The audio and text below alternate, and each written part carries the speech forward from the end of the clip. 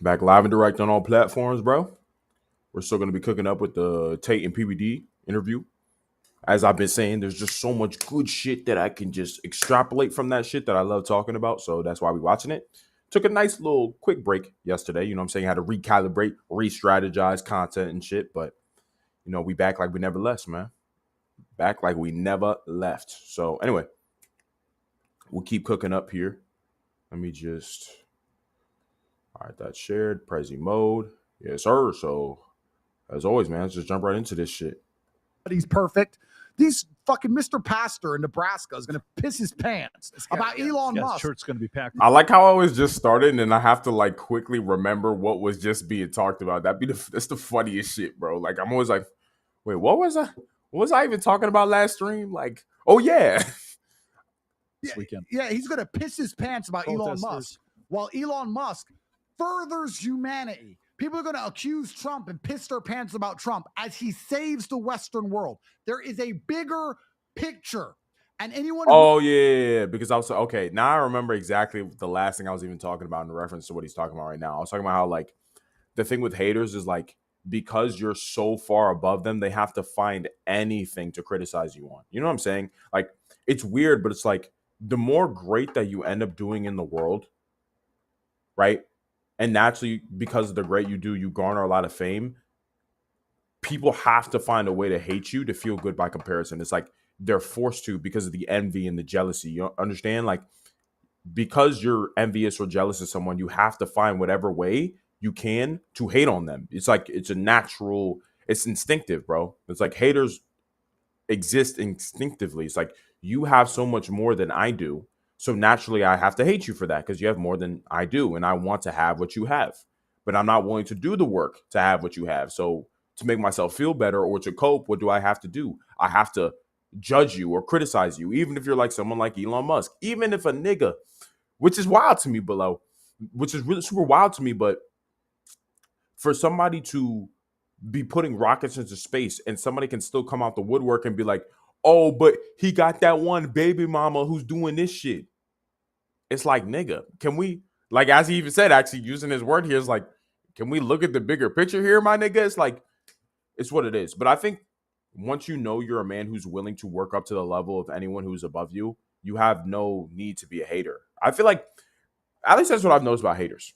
I mean, of course, y'all can let me know how you feel about this, but what's always been interesting to me is that when you're somebody or when you're a man who's willing to work up to the level of anyone who is above you, you have no reason to hate because you're going to surpass the people you look up to one day. And this is even something I could go into deeper. I actually want to talk about because I think this is important for all men to actually realize. You see, every man that is superior to you right now, especially for whatever goals that you're looking to achieve in your life or whatever level of success you want to have in your life. And there's guys who already have what you want to have, right? Anyone who's above you is really just your stepping stone. They exist as your stepping stone, right?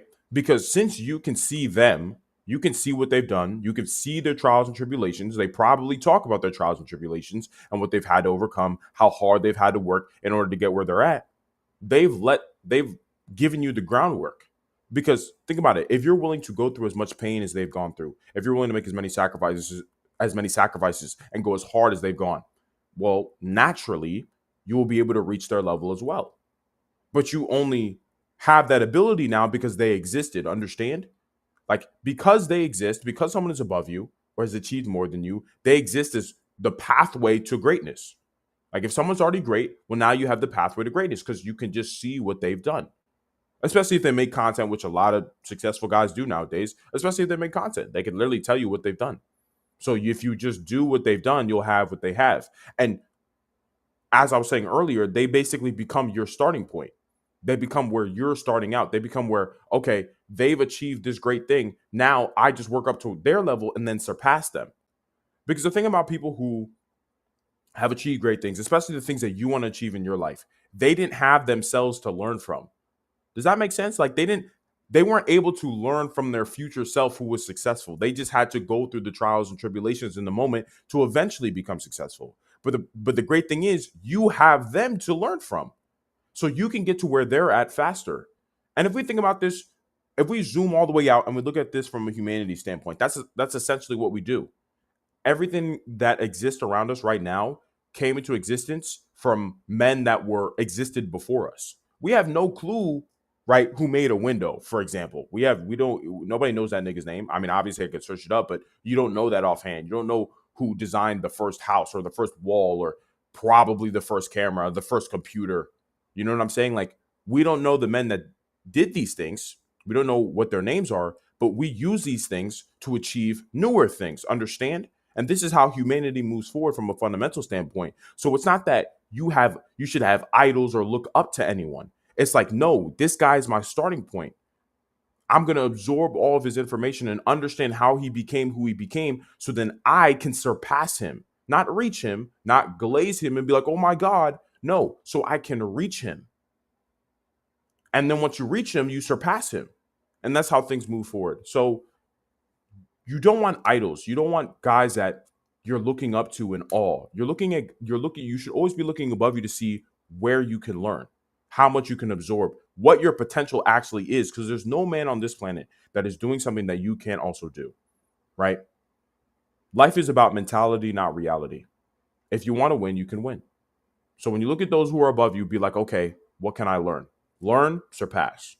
And then you do it again. Once you reach a higher level, you look at a guy who's ahead of you again. You learn, you surpass again. So that's how the dominoes fall, man. Every man who's ahead of you right now exists for you to surpass them. So, and even what's even actually more interesting that I would say is that when somebody hates, as I was saying earlier, like when somebody's a hater, it's simply, I don't want to be willing to do the work that this guy did to get what he has. So naturally, I'm going to be envious. I'm going to cope. Because when somebody's willing to work harder than you, do more than you, make more sacrifices than you, and obviously gets more than you, it makes you mad. It makes you envious. You see their insane and amazing outcomes. You want those outcomes too, but you're not willing to do the work. So naturally, you have to hate to make yourself feel better. It's a coping mechanism for not being willing to do the work. But a man who's willing to do the work, who's willing to put in a ton of effort, make a ton of sacrifices, he puts himself in a position where, why would I hate on any man above me if I'm just going to surpass them? If you're just going to surpass somebody who's ahead of you because you're willing to do the work and put in the effort and make the sacrifices, there's no reason to hate, right?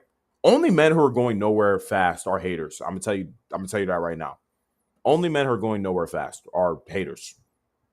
Those are the only men who are that. So I want to make sure you guys are not that. So don't be a hater. Any guy who's ahead of you or above you in wealth, money, or status, they exist for you to surpass them if you're willing to learn from them. You're not idolizing them. You're not glazing them. You're just thinking about learning from them.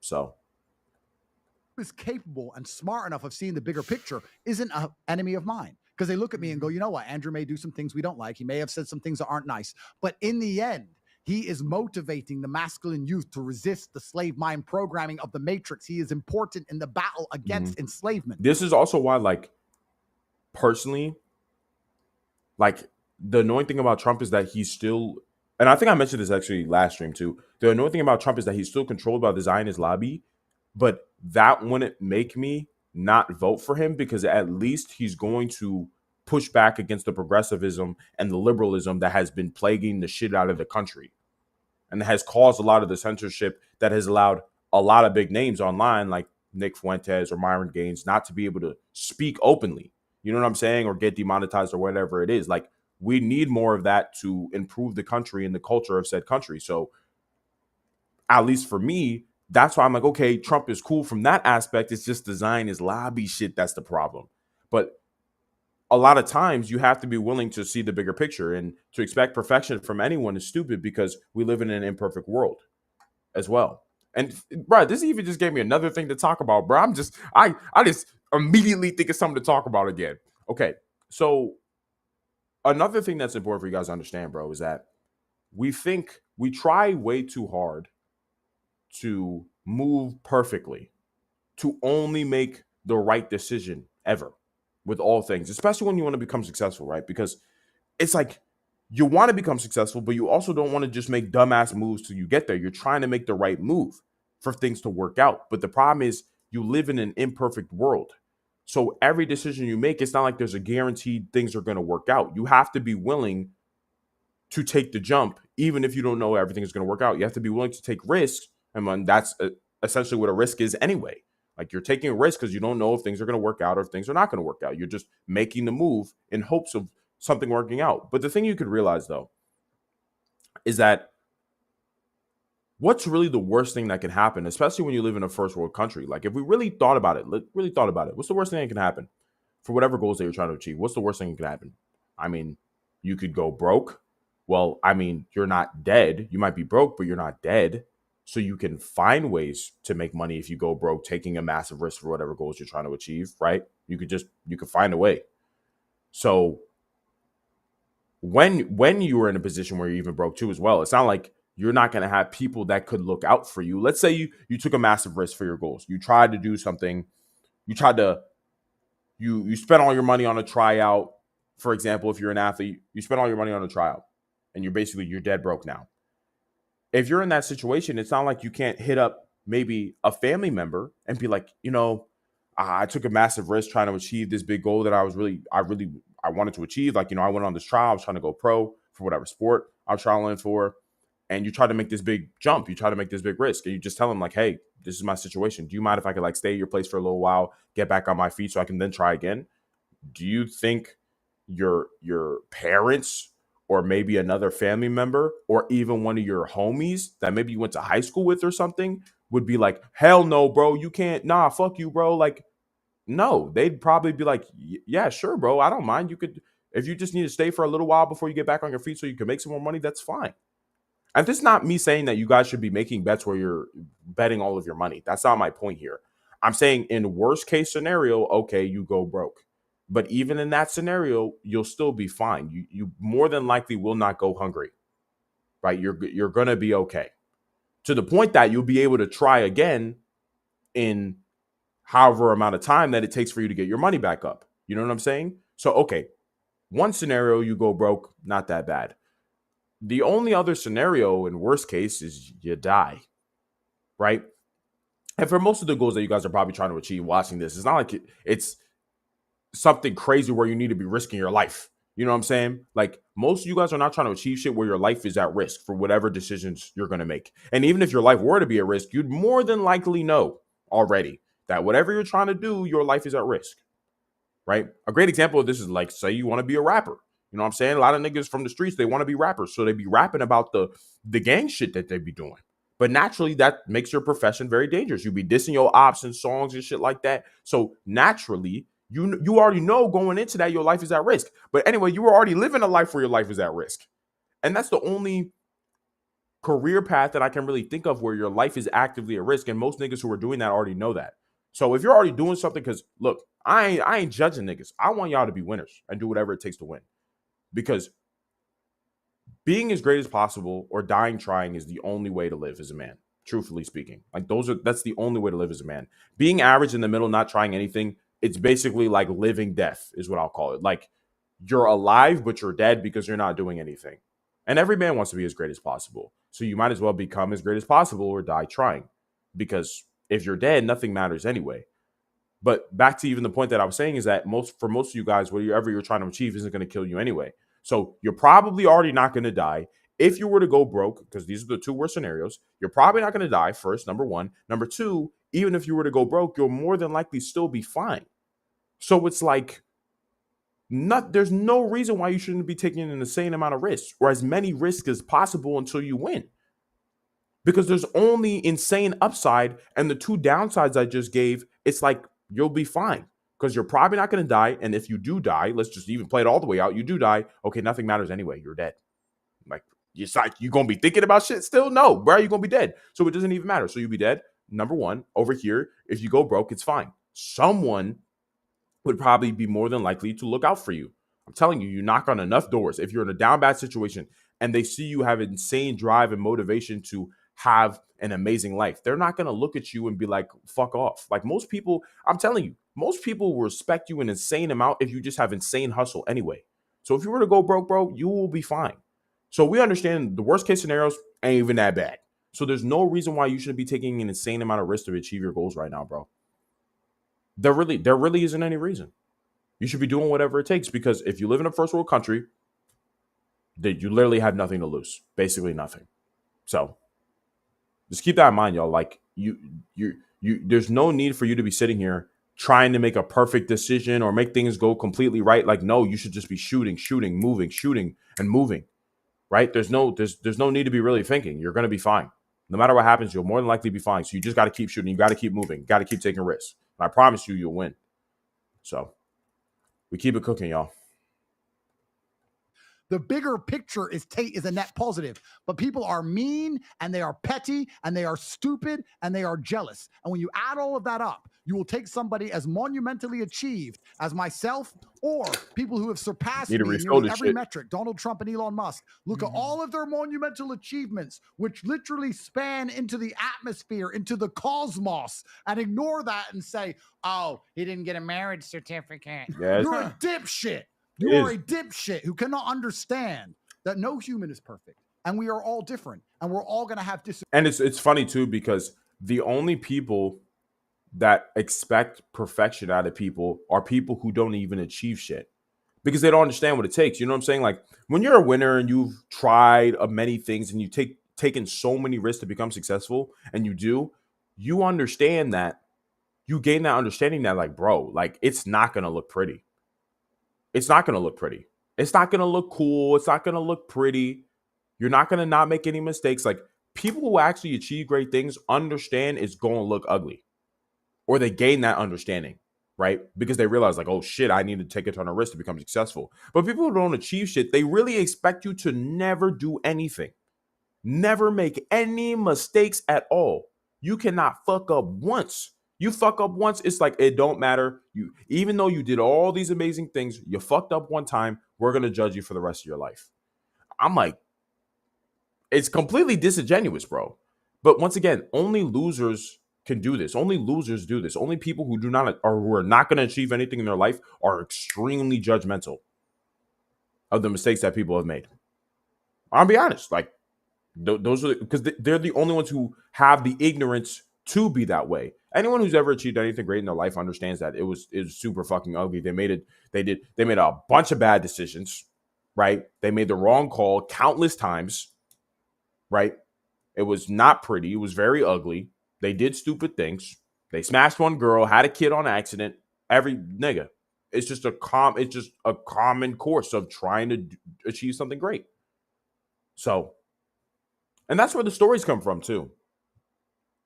You know, something that I actually put in an I posted. Well, I mean, I've put this in my threads that I post every single day, and I also made like a skit type Instagram video on it too. And I'll talk about it a little bit, where I was like, you don't need a tragic backstory to become successful, but you do need to put yourself through tragedy to become successful. And essentially what that means is you do not get to skip the pain and suffering. You don't get to skip that part. You do not get to skip the pain and suffering, the countless risks, and the long amount of time where you're doing the same thing the same way every single day until you become successful. You do not get to skip that. And it's unfortunate because a lot of you guys will spend years trying to skip that part. You'll think, oh, this pain and suffering I'm going through, this is not what it's supposed to be like. It's supposed to look pretty. It's supposed to be like a 5-second, quick cut scene that you see in like an anime or a movie type shit. You know what I'm saying? It's not supposed to be this, oh, this is actually going to take years. Oh, I'm actually going to have to make a ton of sacrifices. Oh, I'm going to actually have to work ridiculously hard and not see a result for a very long time and have to just keep going through it. Like that's what's going to have to happen. And you don't get to skip that part. And that's the tragedy that I'm talking about. Because like when you watch movies and shit, you watch movies, anime, you're constantly seeing the main character usually have some sort of tragic backstory or troubled past more often than not. Because why? It makes the story interesting. It makes you interested in the character. Oh my God, look at how this guy had this insanely horrible past. And now he ends up becoming this really great thing. So just because of the media that we watch, especially as men, we're so used to seeing guys, have a tragic backstory. But for you might not have a tragic backstory. Your life could be very tame. You might have you grew up in an average home with an average life. Everything's kind of been great. But the thing is, because you don't have some serious tragedy that you've gone through, you've never developed the mental fortitude that is necessary to become extremely successful, which is why I then say that you have to put yourself through tragedy. You have to put yourself through insane trials and tribulations to gain the mental strength and resilience to become extremely successful. Which is why I'm saying you don't want to try to cut corners or take shortcuts, because you're losing out on the value that is gained through going through the trials and tribulations, which is the mental fortitude and mental resilience, by trying to look for a shortcut. It's those trials and tribulations that you go through. It's through the pain and suffering that you have to go through to become successful that makes you successful. That's why everyone, or every single man that has reached the pinnacle of anything, they constantly have a backstory that they can talk about. They can tell stories about what they've been through because they had to go through things to become great. You do not skip that part. So just understand, you don't need to have a tragic backstory, but you for sure have to put yourself through tragedy to become successful. You have to go through the pain and suffering. It's going to take years. You're going to question yourself. You're going to doubt yourself. You're going to fuck up. You're going to make horrible mistakes, whether it be private or public. You going to fuck up.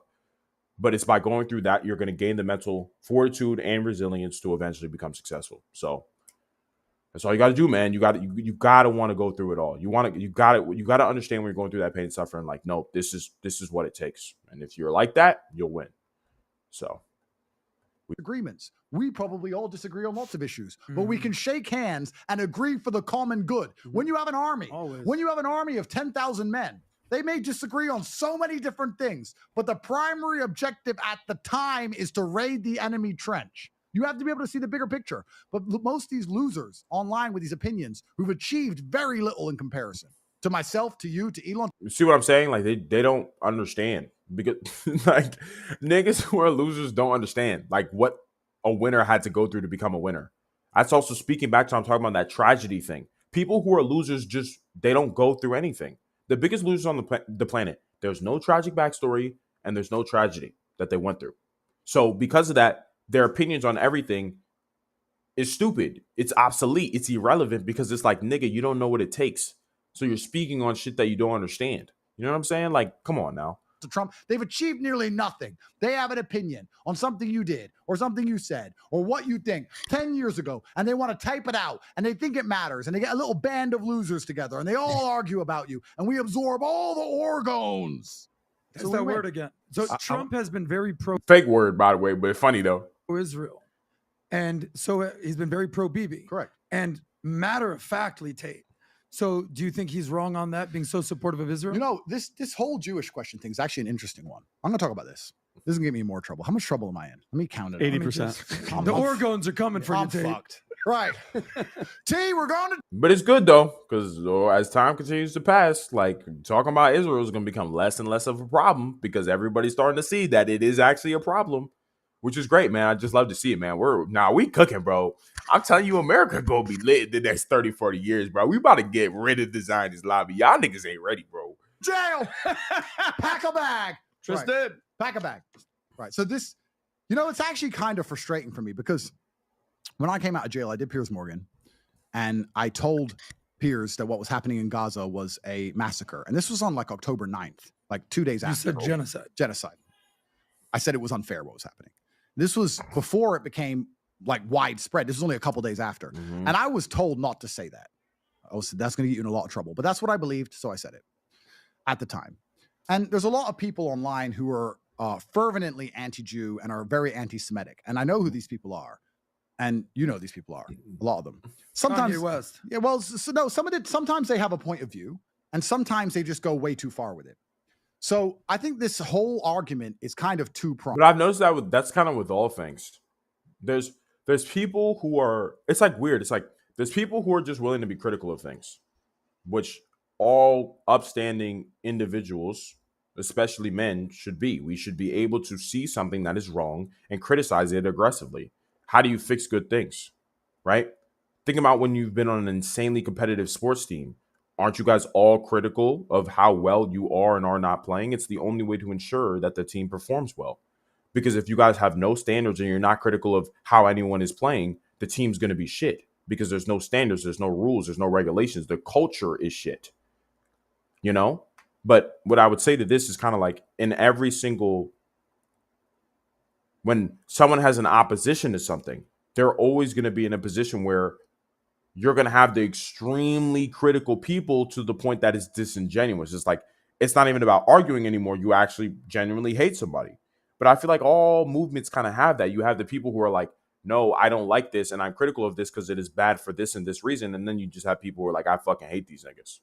But I don't know. It's just like, I've just noticed that like you're always going to see that in all groups of people, that what they'll call the radicals. There's going to be people who are the radicals, but it's just unfortunate, at least in modern society, the word radical kind of has lost its meaning. It's like people who are just slightly critical of something will get called radical, or who are aggressively critical, if that makes sense. They're like, no, I need this to change so things get better. Someone will just be like, oh, no, that's radical. You can't speak that way.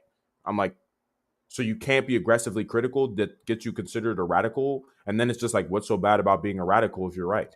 So I saw even all these words, bro. I can't fuck with words. You even see a lot of my YouTube content. That's why my biggest thing with my YouTube content is always defining a word before I explain it. Like when I talk about discipline, when I talk about consistency, when I talk about focus, like I'm always going in and out of my way to define these things first before I explain them. Because when I say the word focus, everyone has different definitions. When I say the word discipline, everyone has different definitions. When I say the word consistency, everyone has a different definition.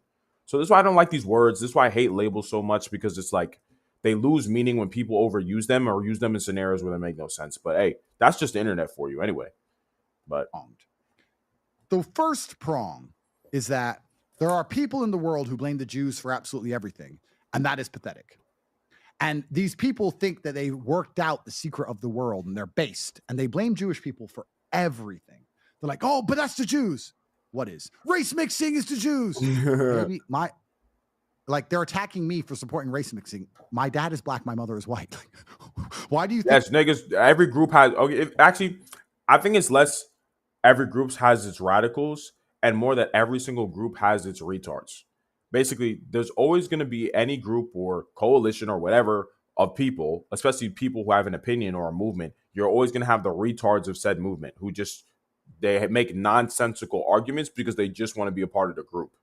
But then in all movements, you do have the people who are rational. I don't know, but with liberals, man, is few and far in between. But like, I mean, that's, if I'm talking about any group or ideology with a group of people behind it, yeah, liberals is easily the worst, in my opinion. I mean, there's some dumbass conservatives too. Don't get it twisted. I'm just saying, like, with them, it's like, it's not even like, it's weird. It's like the basis of any of their thinking is not based in reality or logic. Even though they can sound very intelligent and can understand things, it's like they're just avoiding deep down accepting reality. So it's like you can sound ridiculously smart, but if your basis for what you're even saying is stupid or doesn't make sense, like if you're basing your opinions on shit based off emotion, which is amorphous and doesn't really matter compared to just logic and thinking about what is real, because what is real actually solves real problems. It's like, it doesn't matter how smart you are, it's still stupid to me. So I don't know. That's just kind of how I see it. The Israelis called me and told me to say this. It's my upbringing. Like, or they'll say, oh, but you can't get a girlfriend because the girls have all been subverted by the media. That's the Jews. How did the Jews keep you at the gym? Because your arms are skinny, bro. Like, how did the Jews?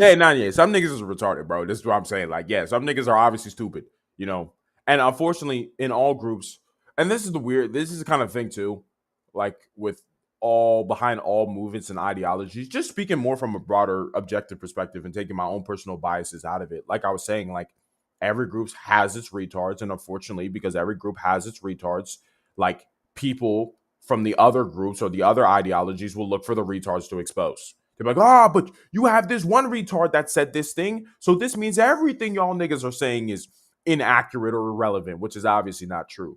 So what I would actually say is like a word of advice and a word of thumb, or what I would say is definitely advice here is that you want to make sure that you're looking at the smartest of any ideology or the person who represents an ideology being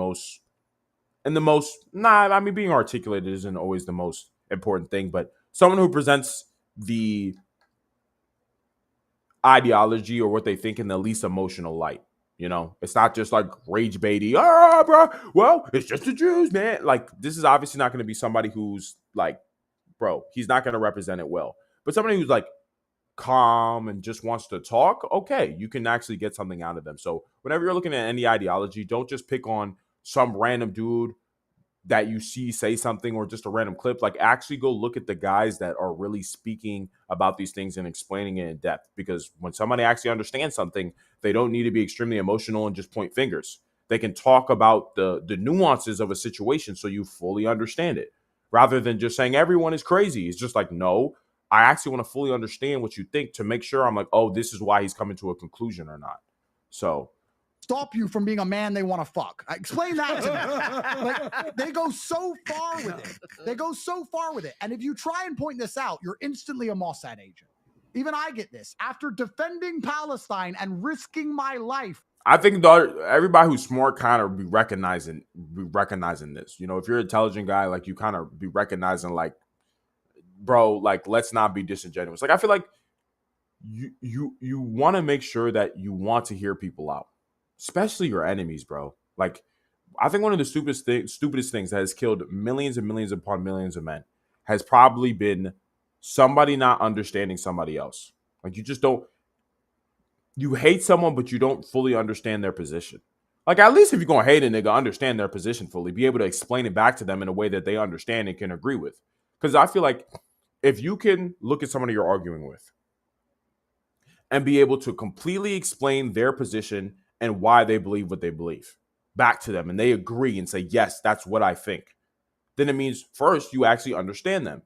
And this means even more, if you disagree with them, that's even the disagreement you more than likely have is extremely valid because you fully understand where the other person is coming from. But if you don't understand the person you're arguing with or the person you have a problem with and you hate them, well, it's not that you actually disagree with the way that they're acting. It's just that you misunderstand and you hate them. You're ignorant. And a lot of people just hate niggas due to ignorance, not because they actually hate a nigga. I remember I was saying a few streams ago, like, if you're formulating extremely strong opinions about somebody off 10 to 15 second clips, you're stupid. You're a retard. You just are. Because, nigga, how are you formulating an opinion against a nigga that you've only seen for 10 seconds on the internet? That's literally impossible and extremely disingenuous. Because it's like, what the fuck? You don't even know anything about the nigga. You saw a 10-second clip, might be out of context. You don't know when you're formulating your opinion.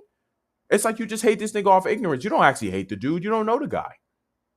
But if you actually go out of your way to understand someone's position and why they think what they think, and you still disagree with them, that's good. Because it means that you actually have a disagreement. You more than likely have a valid disagreement because you understand the person you disagree with. If you don't even understand the person you disagree with, you don't actually disagree with them. You hate them because you're stupid. So. Because they could have locked me back up and I was told not to. They're still not happy with me because I don't go far enough with blaming the rain on the Jews. It rained outside. You didn't have an umbrella. The Jews did it. So there's the psycho side of it. Yeah. But as a rational person who likes to see both sides of the argument, I would also argue it is interesting that it seems the only influence over the American government that we're not scared about or we don't measure is the Israeli influence of the American government. It seems they do have some control over the American government. They do lobby heavily, and they do have not just a ridiculous amount of control. The fact that they can be leveling a piece of land on their own land, and we're like, that's not that bad, and we don't do anything about it, and we do not just stop them immediately, even though we give them a ridiculous amount of aid. It's like, bro, clearly we're aggressively controlled. This isn't like subtle control. It's like very aggressive. It's like blatantly obvious, to be real. Like, come on now. How can anyone be seeing like kids getting bombed and be like, wait, we can fully stop this? We literally give these people billions of dollars. Why don't we just stop giving these niggas money if we don't like this? Because no American, you can't walk around outside and say to any American, like, hey, if we could stop, kids getting bombed and killed, would you want America to do that? Everyone would be like, yes. And the fact that we're not, and we do have the power to, goes to show we are controlled. It's like it's really obvious, guys, to be real. Like, at this point, if you don't understand that Israel controls the U.S. government, it's like you're just choosing not to pay attention. But like I said earlier, bro, we're cooking, though. Like, we are getting super fucking lit, though. Like, shit is 100% going to change in the next 30, 40 years, bro. In terms of the way our government is going to look like, bro, we're getting rid of these niggas out of our government, bro. So I'm hyped, bro. This shit about to be lit, bro. But he talks about it in a negative way. Whereas if the Chinese do it or the Russian do it, there seems to be a big problem. It doesn't seem to be measured when Israel does it, and nobody seems to be concerned by it. Mhm. Now, whether that's a good or bad thing, you can get someone on more qualified than me to discuss. There's people more qualified than me. I would argue, as a rational, intelligent individual, that the American government should be pertinently aware of all influences that are put on it. Shouldn't you measure them? I'm not saying even stop them, but shouldn't you know? And as we know, it's a bad thing. Like, as I just said, it's obviously a bad thing that they influence our government, because the fact that they can be killing children and most Americans do not agree with that, and we're not stopping them from doing it, goes to show that, okay, this is bad, because they're doing bad things and we're helping them do bad things. So this is bad. Like, you know, because let me ask another question. This is a thought experiment. If you allow a nation to influence your nation and you allow it to happen unchecked, who's influencing the influencer? I don't know this at all. This is off the top of my head. Who says Israel's not being influenced by China, Russia, whoever? What I'm saying is they can be a conduit if you allow it to be unchecked. So I understand that Israel seems to be the only country that can influence American politics without being checked. I understand that. I understand that's strange. I agree that should be measured. That's true. However, to argue that the Jews are the only reason why you're... Because it's like the only niggas that you can... I mean, as I keep saying, it's like, well, it shouldn't be unchecked because they're doing things that most Americans don't agree with. And we help them. So it's like, it should be checked. Why are we still helping them? Like, their influence is clearly a bad thing because they're doing bad things. So, bitch, hiding in your house at home. That's also... Because at least if the government is based on just Americans for Americans and there's nobody else influencing our government, that's good. Because then we can ensure if we're going to be critical of someone, it's critical of the niggas who actually live here, who are for America by America. We don't want to be influenced by foreign governments. That's stupid. We don't give a fuck what's going on in those other countries. Can we fix our own country, nigga? You're like, come on now. There's definitely a lot of irrationality on both sides. That's what I would say about that whole subject. And I think that people should be more rational and approach it rationally. But that subject seems to get people instantly into black and white camps. And those are the subjects that are hardest to discuss. I love the breakdown. Where there's no subjectivity. That's the part of the breakdown. See, this is because in this breakdown, the way you just eloquently put together, guess who can be right? Both sides. Yeah. Mm-hmm. Because it's like... Yeah, no. Like, the problem is when I see, the only thing I don't like in a lot of situations, and no disrespect to PBD, of course, I like the guy, but it's like, there are some situations where you can only say both sides could be right if you don't fully understand the situation. I'm be honest. You see how I was already alluding to this here is like, this is obviously bad. Like, there's the evidence is right there that this is bad. We are paying another nation across the Atlantic Ocean billions of dollars, and they're doing something that everyone who's an American that lives here is like, the fuck. So it's like, clearly this is bad. It's not, there is no like both sides are right here. It's like the fuck here, you know? And it's like, that's, I don't like the whole both sides are right. It's like at the end of the day, a decision has to be made on if something is good or bad. You know, it's the problem is with understanding a full situation. Yes, you need context, but at the end of the day, a decision needs to be made. Nothing gets done if no decisions are being made. We have to be able to decide if something is good or bad. And if we're looking at the situation, their influence over our government is bad because they're doing something extremely heinous that all Americans disagree with, that the average American that would disagree with, unless you're a Zionist, obviously, and you care more about Israel than you care about the U.S., which would also be the fuck situation, because it's like, why are you living here and you're agreeing with what Israel is doing? Why not just live there? We're Americans. We care about America. So if someone's doing something that is not for the benefit of America, we'd be like, the fuck? Why are we giving somebody billions of dollars to do shit that has no benefit for Americans at all? Please explain that. So no, there is no like both sides could be right. Like that kind of thing is just like, I don't understand the situation enough, just to basically what he's saying here. It's really saying, I don't really understand the situation enough, so I'm going to say that maybe both sides could be right, which is, come on now. There ain't no both sides could be right. A decision needs to be made on something. So we have to really fully decide, no, we need to do this or we need to do this. Yes, we understand the full context of a situation. We want all the rational people to get together and discuss this situation and then come to a conclusion so we can make decisions.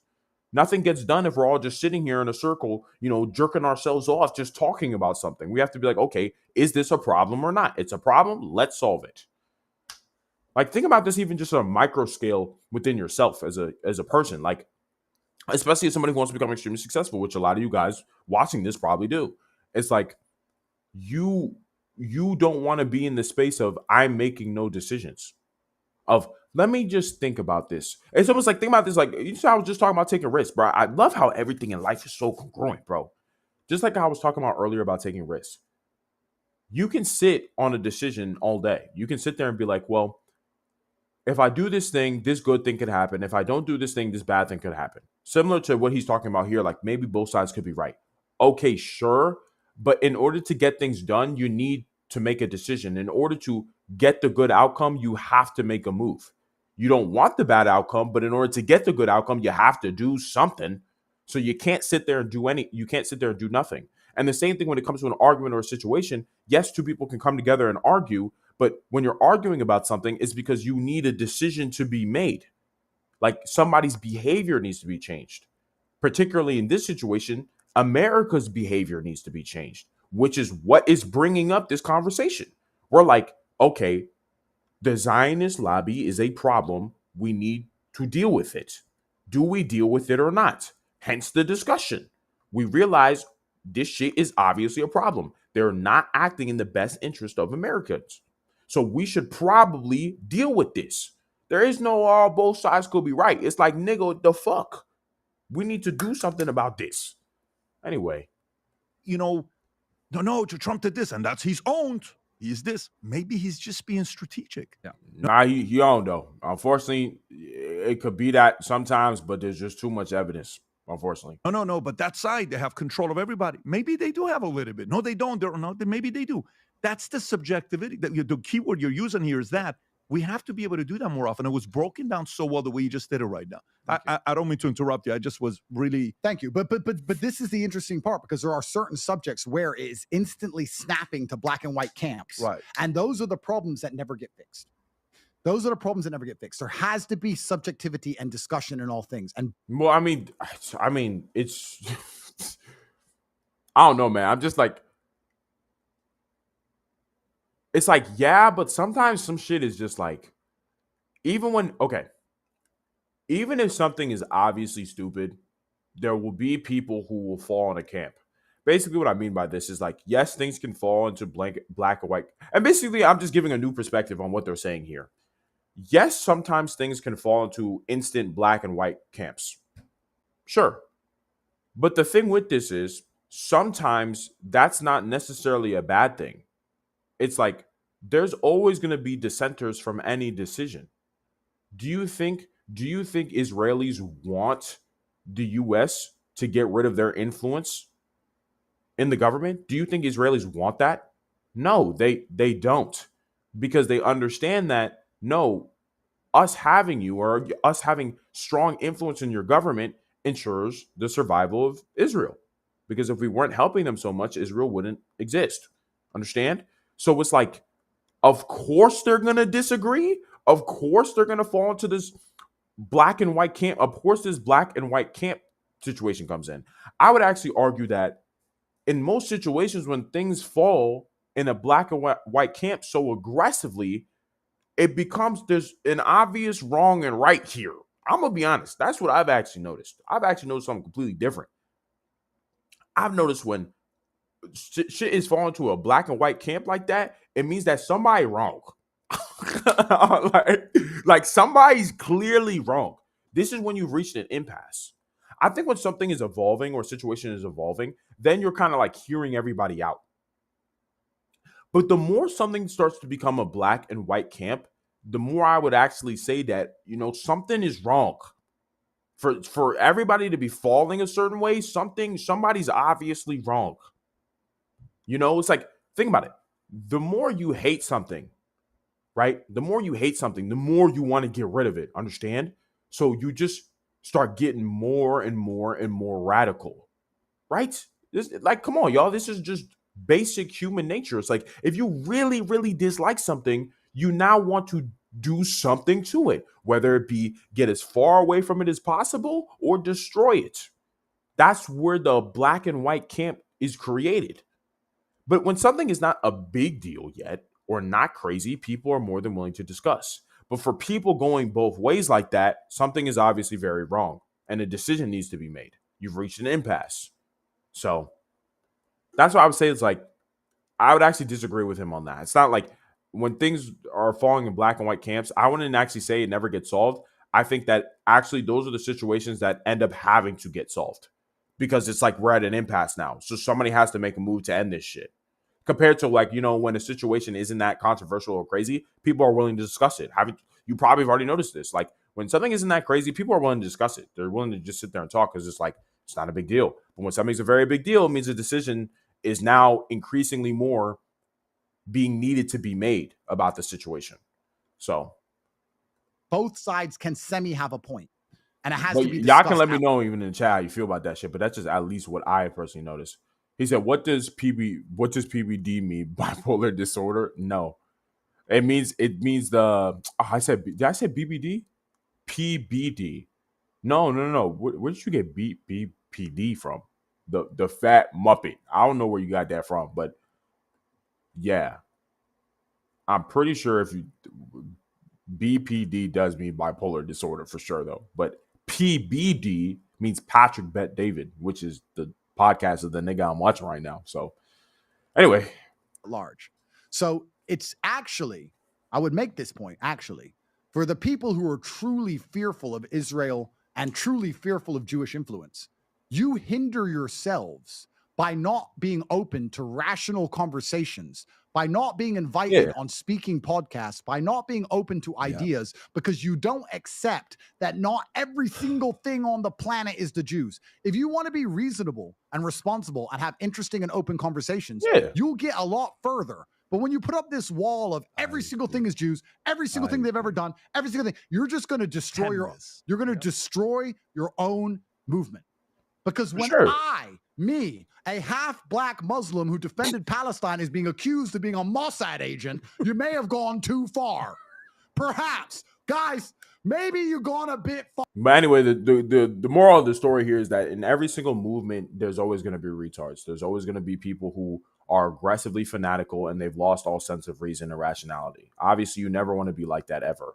You want to be always able to maintain your rationality because it ensures that you are always understanding a situation. You don't want to get your emotions so fully absorbed into something that it's just like blind rage or hatred for something. You don't want to get to that point, but you do always want to be able to maintain your rationale, even if it's to an aggressive degree, so you can ensure that you actually understand what's going on and you understand the situation, because they only start killing you. They only start trying to murder you or assassinate you if you can articulate how you feel about something really well, right? Because they understand, oh shit, because think about, like, if somebody's in the enemy movement, and he's able to articulate all the problems with your movement or all the problems that your movement could cause, that guy's going to garner influence in the other movement. And more people are going to realize, maybe the onlookers who haven't chosen a side yet are going to see and be like, yo, he actually explained that shit mad well. I'm going to go fuck with them. And obviously, you as the enemy movement, you're not going to fuck with that. So you got to go assassinate a nigga. This is why you only know you were actually cooking if they assassinate your ass. And this is why they assassinated JFK. Because it's like, he's the president. He has the most influence. He's like, we actually need to make sure Israel doesn't have a nuclear bomb. They don't need that shit. Like, they're like, bro, we actually got to kill this nigga because he's garnering a lot of support and he's the president. So like his will is so strong that it's going to be an issue for us. But so if you're somebody who's a respected individual and you can rationalize situations, it makes you actually dangerous. But when you're just like, you have a blind rage and hatred for something else, nobody really respects that or cares for that. And it actually fucks up your own movement, as he just said. So. But I mean, I guess it doesn't cross their minds because I promote race mixing, because my mother's white and my father's black. It looks like I work for the Jews. So what can you do? Well, Tate, you're hired. Don't worry. I'll get you. I'll get you a discount. I'm going to get you a 10% discount. Get the yarmulke. I got you. Get the yarmulke in here right now. I wouldn't get one. We'll bring Tristan in. I was about to say, if I was hired, where's my fucking money? Save that money. Save that money. Because they ain't paid them yet. You know? But we it get is you what it another is. Patek Philippe. But you know, with the diamonds. You know, it truly is interesting how many people cannot have a rational conversation ever. Because I am perfectly capable of arguing against every point I argue for. I'm perfectly capable of it. So what you're supposed to do. What you should be. Like, if you can't even, like, I mean, at least for me, one of the biggest things that's helped me a lot in terms of understanding what I think is like testing my own beliefs and what I actually think about certain situations or whatever. Like, I'm always trying to make sure I'm like, okay, I believe this thing. What would somebody who disagrees with me think?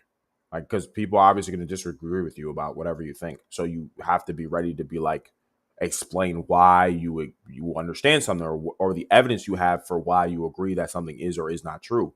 So if you kind of already do this with yourself, it puts you in a good situation when anyone ever asks you why you believe what you believe. You can assure that you're like, oh, well, actually, I believe this thing because of this and this and this and this reason. You know what I'm saying? And I've been seeing this. I've had this personal experience. I've looked at the evidence. I've looked at some data, and this is the conclusion I've come to, right? If you're not already in a position to say some shit like that, like, you might as well just, if you're asked about a situation, just be like, I don't know. Because there's no point in saying I do know and you can't defend what you know. Because this means that whatever you believe or whatever you think isn't actually what you believe or think. Somebody just got you to think it, right? If you can't explain why you believe, and it's unfortunate because a lot of you niggas do this. Like, you believe something, but you can't explain why you believe it or the evidence as to what you have as to why you believe it. So it's like, all right, do you really believe it? Or are you just believing shit because somebody told you to believe it? Because that means you don't even have your own beliefs. You're not even sovereign. You're not free. You just believe whatever anybody else tells you if it feels right. Not because you think you're thinking, but because, well, it just feels right to agree with this nigga. So I agree. But I'm not going to explain why. I remember some funny shit happened where, and this was actually during the time when Tate was blowing up in like 2022. Like, I saw these videos on TikTok where people would be going up to people and be like, how do you feel about Andrew Tate? And almost all of them would be like, I hate the dude. I hate that guy. I hate that guy. And they're like, oh, why? And they're like, well, and I was looking at this in 2022 when my brain wasn't even as developed as it is now. And I'm like, wait, there's people who walk around and hate people and don't know why they hate them. I thought, like, I genuinely assumed, like, whenever somebody hates somebody, they actually have a very detailed reasoning as to why, like, extremely detailed. Like, they got evidence. They're like, oh, I've had this experience. I've seen the evidence. And then that's how they come to their conclusion. But y'all, there's literally niggas right now that be walking around, and it might be you, that be walking around hating niggas and they can't even explain why they hate them. Simply, somebody came and told them, hey, this dude's a bad dude, and they just agreed. And they did not even question it. They did no research. They're like, okay, well, this person said they're bad, so I guess they are. I'm like, niggas really just be unconscious, just walking around, just not thinking about anything. They're like, oh, this nigga's bad, this nigga's bad. I don't know why, but I was told, so I guess he bad. Don't do that shit, bro. If you're gonna, it takes a little bit of time, but if you're gonna come to strong beliefs about something, you better have an insane amount of receipts in your head as to why you believe it. And this ensures that your beliefs are actually your belief. And another thing I always say, you know, biggest theme I would say of my channel, my streams and everything is that everything worth having in life must be worked for. So if you're going to formulate opinions or have opinions on anything, you want to work to have a strong belief for something. You want to work for that because it's nice actually believing something is true. It's nice having that certainty and confidence that you actually believe something because you've been willing to go in and out of your way to research it and understand it and make sure you're rational about it. So, you know, hey, I actually have a strong reason as to why I believe this rather than I just believe whatever somebody tells me, which means my beliefs aren't really mine. So hope that makes sense, chat, but we'll keep it going. That's what a playing reason chess of a against man who yourself. can reason should do that. Absolutely. But these people are incapable of having rational, subjective conversations ever. And that is why we... Also, I just think most people just hate thinking in general. Like, most people just, they'd rather just not think and just be on autopilot in life. Just let other people do their thinking for them. But unfortunately, that means you're easily manipulated. And you can actually be made to believe or do really bad things or things that don't actually serve you in the long run because you're letting other people think for you.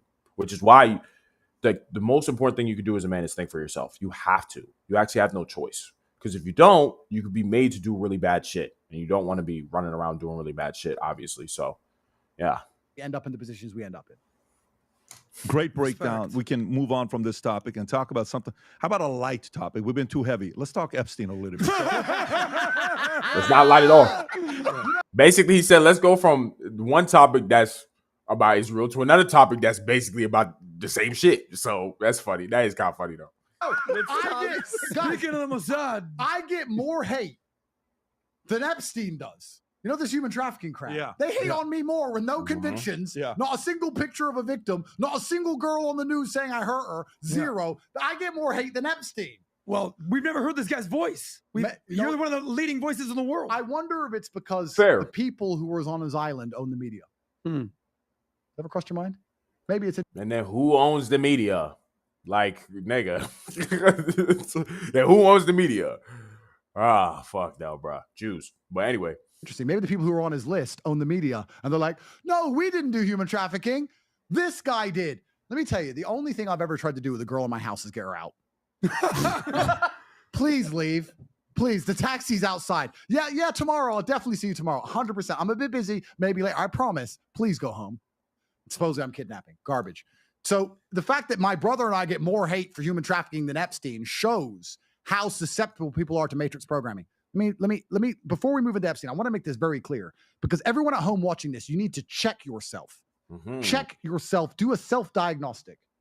If you can get a visceral emotional reaction to somebody you've never met because of something the media has said, that's what I'm saying. And this is like, you have to be rational. You have no choice, bro. It's just, if your emotions are too wrapped up in what you think, bro, you're going to fuck your life up. It's the quickest way to fuck your life up. And this is actually something also important that I'll say. You have to realize, as a man, especially, the sooner you realize this, the better your life can be. You are not your emotions, and you are not what you feel. You're not what you think. You're none of these things. As a man, bro. Okay. You are not your emotions. You are not your thoughts, and you are not what you think. You're just the reactor to these things. You can feel an emotion and you can have a thought and still choose to do nothing. You can. You've already done this before. I don't even have to give you an example. You've done this before. You've had a feeling before to punch someone in the face and you just chose not to because that's a bad idea for whatever reason. So, okay, you have this emotion that was telling you to do this thing and you still chose to do nothing. What does that mean? You are not your emotions. You just react. You feel an emotion and then make a decision, or you feel a thought and then you make a decision, but you're not these things. So what this means is when you feel your emotions getting involved in a situation, you can control that. You don't have to give in to your emotions. You don't have to. Not saying you do this perfectly. You have to get better at this naturally, right? You actually have to practice and train. As I said, if you want emotional control, you have to work for that. Everything worth having in life must be worked for.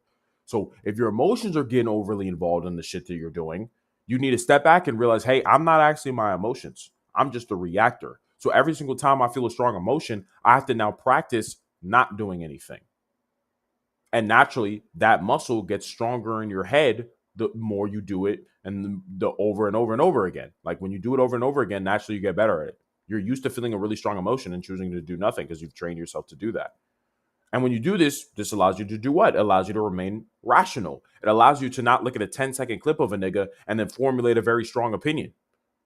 Because you're not your emotions. You don't just feel an emotion and then you just do whatever you feel. That would essentially also make you like a fucking animal. The only reason why human beings are able to rule the entire planet is because what? Because we are sentient. We realize we are not our emotions. We are not just our impulses. We make decisions based off our thoughts, not just whatever we feel. Animals just do whatever the fuck they feel. This is why a deer can just hop up in the street and then get hit by a fucking car. And you're like, dumbass deer. Well, the deer can't fucking think. It's just its impulses, right? But you're like that too when you don't realize that you're not your emotions. So when you're like, hey, I'm actually not my emotions. I'm just reacting to the shit. And I make decisions. When you're like that, it puts you in a position where you actually have control over your life. And you can actually make good, rational decisions. And think rationally. You don't just formulate opinions immediately. It allows you to take time and form real, concrete opinions and beliefs that are not just based on some fleeting emotion that you can't explain. So I'm telling you, like that, understanding that as a man absolutely changes your life. Are a slave. you are a slave. If the media can sit down and tell you one side of a story and make you feel strongly and emotionally and angry against an individual you've never met and don't know the entire story of, you are slave-minded. My mind. Easiest way to manipulate a nigga, bro. In fact, we'll stop right here and keep cooking up tomorrow, 6 p.m. Eastern time. So per usual, I'm going to drop the socials real quick so you can fuck with your boy elsewhere in all places so we can grow the fam elsewhere and in all places. So first and foremost, hold on.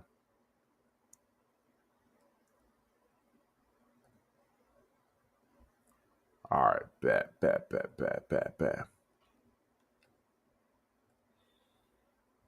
me go out of this. So first and foremost, fuck with your boy on the YouTube, man. Join the big fam on here, Ali Argudade.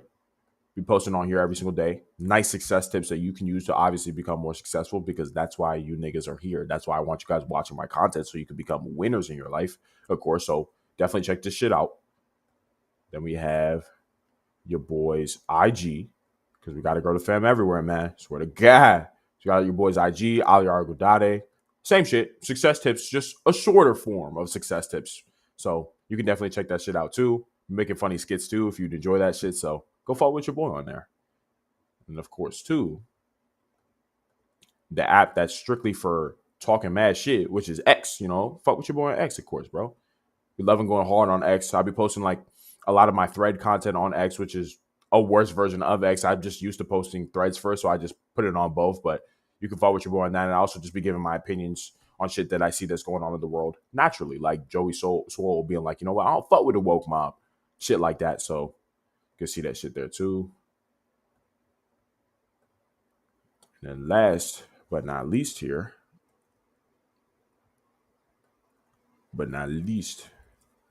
the app that is always supposed to be banned but is never banned, that would be TikTok on the clock. Fuck with your boy on here, trying to grow this shit up too. Posting my skits on here too, and also just general success tips. But we got to grow the fam everywhere. So if you don't have TikTok, download that shit just to follow your boy, because you love me, because I'm the greatest nigga of all time. But you know what I'm saying? We'll keep it going, man. We'll keep it cooking. We'll be live again tomorrow, 6 p.m. Eastern time for sure. And we'll just keep it smooth, man. And if you don't do anything else, definitely like the fucking stream. Wherever you're watching, like the stream so more guys can see this shit, of course, so we can grow the fam. That's the best way to do it. Just got to like that shit up. Obviously, put on post notifications so you make sure you know when I'm streaming so you can come to this shit. And yeah, man, we keep it player. We keep doing what we got to do. So I love you, fam, and I'm going to catch you niggas tomorrow. Deuces.